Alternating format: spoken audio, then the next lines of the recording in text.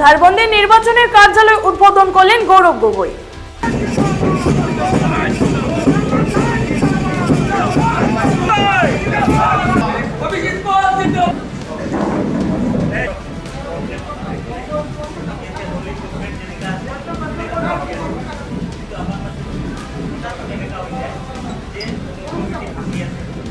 নমস্কার, আপনারা দেখছেন নববার্তা টুডের সঙ্গে আছি আমি সুস্মিতা। আজ উধারবন্দে লোকসভা নির্বাচনের কার্যালয় উদ্বোধন করলেন সাংসদ গৌরব গগৈ। সকালে কুম্ভীরগ্রাম বিমানবন্দর থেকে শিলচর যাওয়ার পথে পানগ্রামে উধারবন্দ ব্লক কংগ্রেস কার্যালয়ের সামনে প্রথমে দলের লোকসভার উপদলপতি গৌরবকে সংবর্ধনা জানানো হয়। পরে ফিতা কেটে নির্বাচনী কার্যালয়ের উদ্বোধন করে সংক্ষিপ্ত কর্মী সভায় অংশ নেন।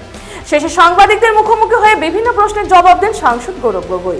অন্যান্যদের মধ্যে উপস্থিত ছিলেন উধারবন্দ ব্লক কংগ্রেস সভাপতি পুলক রায়, শিলচর জেলা কংগ্রেসের সভাপতি অভিজিৎ পাল, ব্লক কংগ্রেস সাধারণ সম্পাদক নুরুল হক লস্কর, ললিত গোয়ালা, কানাই রবিদাস, কাসাদ আহমেদ বরভূইয়া, আলী আহমেদ শেখ, আবুল হোসেন বরভূইয়া, আব্দুল হক লস্কর সহ অনেকে।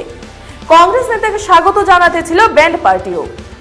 উধারবন্দ থেকে শিবাজি ধরের রিপোর্ট, নববার্তা টুডে।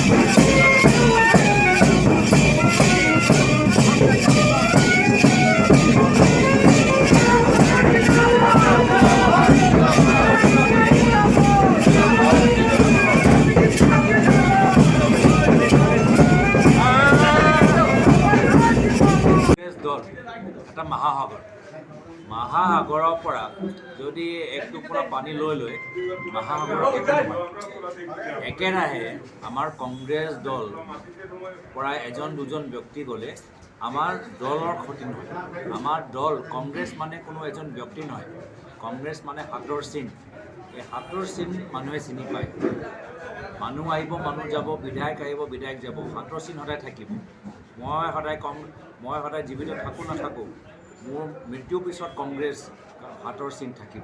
এয়া হ'ল কংগ্ৰেছৰ প্ৰতি আৱেগ। আমাৰ ককাই, আমাৰ খুৰাই ইমান বছৰৰ পৰা কংগ্ৰেছ কৰি আহিছে, হাতৰ চিন থাকিবই। 2014 চনৰ পৰা প্ৰধানমন্ত্ৰী মোদীয়ে সপোন দেখিছিল যে ভাৰতক কংগ্ৰেছ মুক্ত কৰিব। কংগ্ৰেছ মুক্ত কৰিব পাৰিলে, আনকৈ কংগ্ৰেছ মুক্ত কৰা নাই, গোটেই কংগ্ৰেছবোৰ এতিয়া বিজেপিত সোমাই দিছে আৰু পুৰণা বিজেপিসকলক নাইকিয়া কৰি দিছে। পুৰণা বিজেপি মানুহক অপমানিত কৰিছে। আজি আমাৰ সিদ্ধাৰ্থ ভট্টাচাৰ্য দেৱ ক'ত? যিজন সিদ্ধাৰ্থ ভট্টাচাৰ্য দেৱৰ ভৰি ধৰি হিমন্ত বিশ্ব শৰ্মা ডাঙৰীয়া বিজেপিত যোগদান কৰিলে, আজি সেই সিদ্ধাৰ্থ ভট্টাচাৰ্য ডাঙৰীয়াৰ আজি ৰাজনৈতিক যাত্ৰা এতিয়া অন্ধাৰত ঠেলি দিছে। এয়া হৈছে বিজেপি দলৰ সংস্কৃতি। বেয়া দিনত বিজেপি কৰা মানুহক তেওঁলোকে আঁতৰাই এতিয়া কংগ্ৰেছৰ পৰা সুবিধাবাদী মানুহবোৰ লৈছে।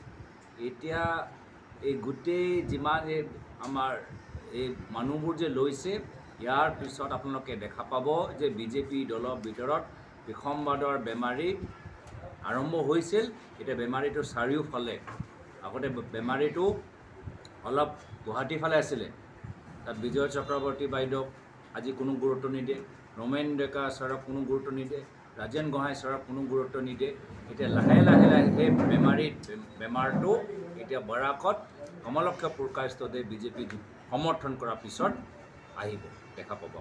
আপুনি মানে চাওক, অসম ষ্টেটৰ ভিতৰত এনেকুৱা পৰিস্থিতি, ৰাজনৈতিকভাৱে জটিল পৰিস্থিতি আমি আগতেও দেখিছোঁ।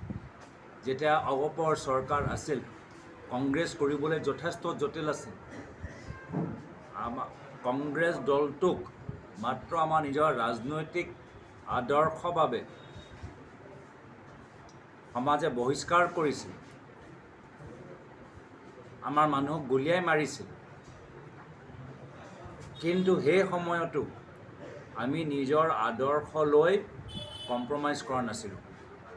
আমি সকলোৱে হৈ মাত মাতিছিলোঁ। প্ৰয়াত প্ৰধানমন্ত্ৰী ইন্দিৰা গান্ধী দেৱে যি নেতৃত্ব শিকাই গ'ল, দুৰ্বল মানুহৰ বিপদত কেনেদৰে থিয় দিব লাগে, ছাপৰ্ট কৰিব লাগে, এই আদৰ্শ অসম আন্দোলন দিনতো কংগ্ৰেছ দলেহে ইন্দিৰা গান্ধী আদৰ্শ পাহৰি যোৱা নাছিল। তেনেকুৱা দিন আমি দেখা পাইছোঁ আগতে, আৰু এনেকুৱা দিনবোৰ কেনেকৈ পাৰ কৰিব লাগে আমি সকলোৱে জানো। মোৰ কথা নহয়, প্ৰত্যেক কংগ্ৰেছ কৰ্মী প্ৰত্যেক গাঁৱত প্ৰত্যেক ব্লকত ইয়াৰ আগৰ বেয়া সময়বোৰ পাৰ কৰি দেখিছে, আৰু আজিও আমি সামূহিকভাৱে একত্ৰিত হৈ আমি ভাললৈ আমি অৱস্থালৈ যাম। ৰাইজৰ আশীৰ্বাদ পাবলৈ যিমান চেষ্টা কৰিব লাগে, যিমান ত্যাগ কৰিব লাগে, যিমান ছেক্ৰিফাইচ কৰিব লাগে, আমি সকলোৱে সেই কাম কৰিবলৈ সাজু হৈ আছোঁ।